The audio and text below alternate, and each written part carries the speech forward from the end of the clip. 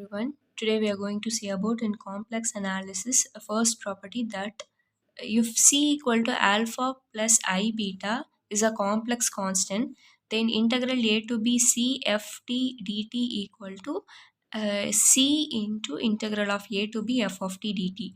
So first we consider this one, and instead of C we have to replace that alpha plus I beta, and instead of f of t we are replacing u plus iv. So function with respect to u and v, and u is with respect to t, so that is f of t. So u plus iv into dt. So what we are doing means we are multiplying this, so alpha u into v alpha plus I beta u minus I square minus, so beta v into dt. So if we get separate this imaginary and real term means we get a to b alpha u minus beta v plus I into a to b. What we get if we separate imaginary term means alpha v plus beta u dt. So consider this as a first, and second property, second form is c into a to b f of t dt. So instead of c we have to replace a plus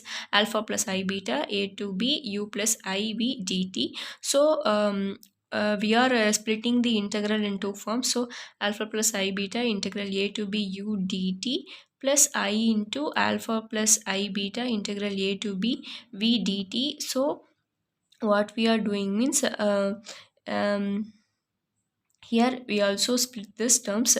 So alpha into integral a to b u dt, here having beta into integral a to b v dt. We are splitting, multiply this and splitting this terms.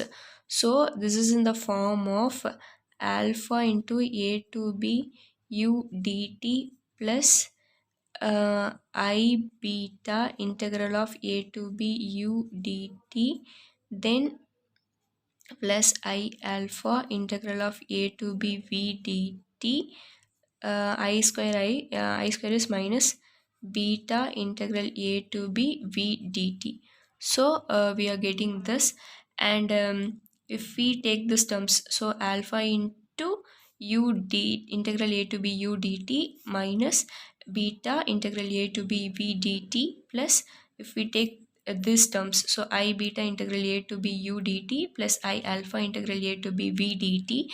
Then if we take the integral common means a to b, this is the real part and this is the imaginary part. So if we get this integral common means alpha u minus beta v dt. Then if we take the imaginary part means beta u plus alpha v. So consider this as a second equation. From this right hand side we get the both the equation have both the equations are equal, so we can equate the left hand side equation. So C, a to b c f t dt equal to c into a to b f t dt. This is the property that c is a complex number. So this is the first property, and next video we can going to see about the second property. Hope you all understand, and thank you.